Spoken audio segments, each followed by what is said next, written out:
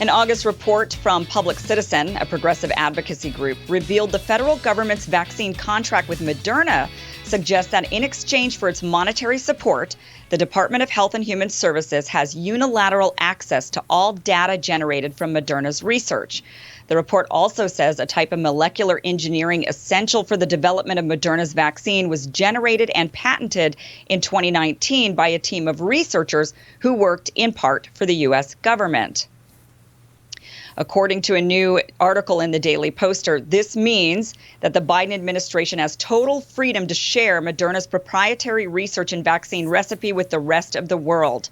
Founder of the Daily Poster, editor-at-large at Jacobin, and former senior advisor to the Bernie Sanders campaign, David Sirota, joins us now to discuss. Hi, David. Hi there. Thanks for having me. So why are we not sharing the vaccine recipe with the rest of the world? We've got areas of the world, like in Africa, that have had less than 2% of their population vaccinated.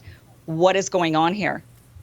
Well, it's a very good question. I mean, back when Joe Biden announced his support for so-called TRIPS waivers, intellectual property waivers for vaccines about 4 months ago, it was lauded as a landmark announcement by a U.S. president, a president defying the pharmaceutical industry.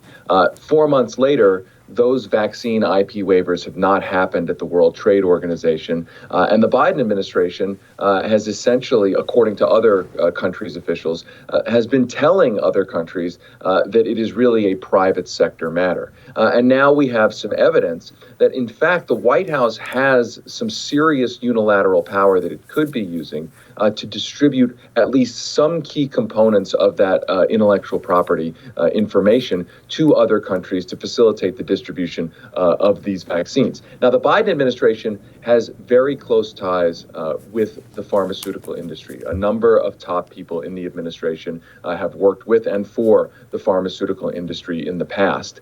Is that at play? We don't know. But what we do know is that there is a lot more, as you said in your intro, there's a lot more that the Biden administration could be doing if it wanted to put this intellectual property information in the hands of other countries for a better distribution. And let's be clear, the reason the Biden administration has that power is because the federal government, aka the American taxpayer, has bankrolled the research and development of these vaccines. So before anyone says, oh, this would be like a taking and this would be taking a company's property, let's remember that the American public invested in these vaccines, which should give us at least some kind of ownership rights over it, which we do have, but which the Biden administration is not using. Yeah, and I mean, I'm speaking from the libertarian perspective, and I do care a lot about property rights. But actually, there are many libertarians who don't even think intellectual property should count as property. But this is information, and the government is enforcing that only you have the right to use this information in so and such a way. It's not tangible. It's not like a physical thing that someone has and then the government takes away from you that we oppose. This is different. So yeah, I think it makes total sense to, especially in this case, especially because the American people did help participate in the funding of this research, to have that be the decision. How hard is Moderna and others? Are they putting up a lot of opposition to prevent this from taking place? Yeah, the pharmaceutical industry has aggressively lobbied both in the United States, in Congress, and the Biden administration, as well as EU officials. The Daily Poster has been reporting on the lobbying that's been happening at the European Commission about these IP issues as well. There's not a lot of coverage of big money lobbying at the EU, but that is happening as well. So these companies want to not only, by the way, protect their essentially stranglehold on vaccine IP, but they actually have a bigger goal as well. They want to prevent the precedent from being set that the U.S. government could use the power that it has to declare partial ownership over the drugs that the U.S. government funds. Let's remember, most FDA-approved medicines, the top-selling FDA-approved medicines, were originally researched and developed with government money, which whether you're a libertarian or a progressive or anything in between, which the basic rules of a market should be, if you put up money in the original R&D of something, then you should have some sort of ownership stake in that. And for the American taxpayer, the American public, the ownership stake should translate into decently priced, fairly priced medicines. Instead, what we have right now is a regime where the taxpayer is putting up lots and lots of money to do research and development on medicines. And then the taxpayer the return on that investment for the taxpayer is the world's highest prices for medicines in the United States, and a regime across the world where the president of the United States and his administration are not using those ownership rights to at least help get vaccines out there, which could reduce the spread of the Delta variant and the pandemic in general. Yeah, and so yesterday, Biden signed an executive order giving the Department of Health and Human Services 45 days to write a report outlining strategies to increase competition in the prescription drug industry and lower drug prices. The administration hopes to change Medicare drug pricing by allowing the government to negotiate prescription costs with private companies.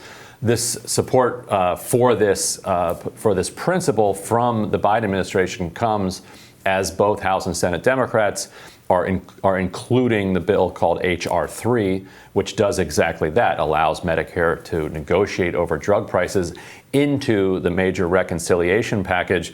And David, there's an interesting kind of counter politics going on here where people like Joe Manchin are saying, we got to trim the size of this sucker. I'm not going to do $3.5 trillion. I'm only going to do what's paid for. This is actually a giant pay for. You know, the stronger that they go after big pharma here and save money on drug costs, that's money that goes into the side that then they can spend on things like a child care tax credit and climate technology. Do you think that pharma here might be finally boxed in?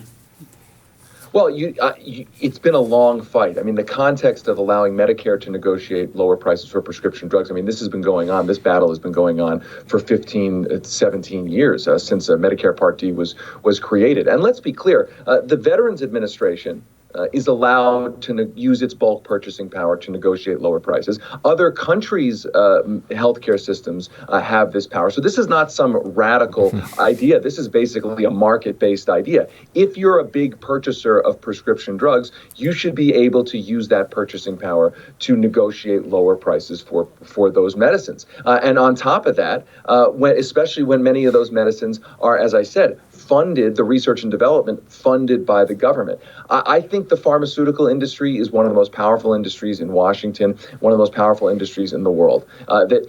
Having worked in Congress on issues like drug reimportation when I worked for Bernie Sanders 20 years ago, I can tell you that every time you think you have the pharmaceutical industry cornered, they manage to get out of it for themselves, to protect their profits. The devil is always in the details. So my point in saying that is that everyone needs to watch the granular details of whatever is being proposed. If you hear that the Medicare is allowed to negotiate lower prescription drug prices, that's in the reconciliation bill, make sure to read the language of that bill, because the pharmaceutical industry is the master of changing a shall to a may, one word here, one word there, to make something seem like it's doing something, but not actually doing something. Right. And one of the things they're trying to do is reduce the number of drugs that Medicare can negotiate, way down into just a couple dozen or so. And then the next thing is, well, let's figure out which drugs we're going to put in there so that they can keep their real blockbuster ones out of it. And those are just the top line moves that they're trying to make. Like you said, God only knows what they're doing down at the comma and semicolon level. Exactly. And that's how they operate. I mean, just to go back in history for 1 second, I remember when I was working 25 years ago for Bernie Sanders, and we got passed a bill to allow for Americans to purchase lower priced medicines from other industrialized countries like Canada. Right now, you're not allowed to do that. We thought we had a victory. The pharmaceutical industry essentially slipped a provision in saying the HHS secretary has to certify that. And guess what? At the very end of the Clinton administration, weeks before the end of the Clinton administration, Donna Shalala, then HHS secretary, basically said, I'm refusing to certify this. So in other words, we actually passed the bill, but the pharmaceutical industry was able to essentially defeat it even after we passed it. Point being that you can expect a furious and frantic lobbying campaign from the pharmaceutical industry to try to change any little word, any little semicolon, any little piece of that bill to make it as limited, if not gutted, as possible. Yeah, it's like the mafia. I just feel like we're being held at gunpoint by the pharmaceutical companies at times, where they like shake us down, right? They shake us down for our tax dollars for the research and development, and then they shake us down again and say, well, yeah, we might have been the smart ones that made this, and yeah, you might have helped pay for it, but now you have to pay. But now you have to pay for it again. And then anytime we want to go at them and say, hey, this isn't really all that fair, again, it's like they hold us at gunpoint and say, well, your life is on the line. You need the drugs. So it just feels like a shakedown. And they've used that point with the COVID vaccines. They've been touting the COVID technology, the vaccine technology, as proof that we shouldn't really regulate them. Nothing should change. But again, that leaves out the part of the story where the federal government through the NIH is actively funding this. The idea that the pharmaceutical industry is operating in a free market situation is absolutely ridiculous. The NIH is one of the biggest funders of that industry, and in return, the American public is getting the highest prices for prescription drugs in the world. And that is the central point here about what has to change. Thanks, David. Thanks so much for being with us today. We really appreciate it. Thank you. Thank you all. More Rising right after this.